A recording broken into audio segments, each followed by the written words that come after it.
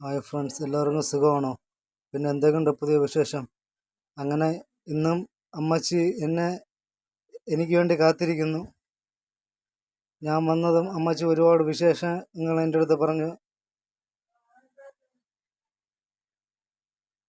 പിന്നെ ഞാൻ അമ്മച്ചിക്ക് പലഹാരങ്ങളൊക്കെ വാങ്ങിച്ചുകൊണ്ട് വന്നു. അമ്മച്ചി ഒരുപാട് പരിഭവങ്ങളൊക്കെ പറഞ്ഞു. നീ താമസിച്ച്, നീ നാളെ നേരത്തെ വരണം, പണിക്ക് പോകണ്ട എന്നൊക്കെ പറഞ്ഞു. ഒരുപാട് കാര്യങ്ങളൊക്കെ ഇങ്ങനെ അമ്മച്ചി എന്നോട് പറഞ്ഞു. അപ്പം പണിക്ക് പോകാതിരിക്കാൻ പറ്റില്ലല്ലോ ഫ്രണ്ട്സ്. കൂലിപ്പണി ഉണ്ടെങ്കിലേ നമുക്ക് ജീവിക്കാൻ പറ്റുള്ളൂ.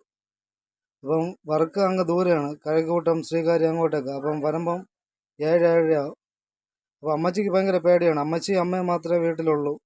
അപ്പോൾ അമ്മച്ചിക്ക് ഭയങ്കര പേടിയാണ്, എന്നെ എപ്പോഴും കാണണം.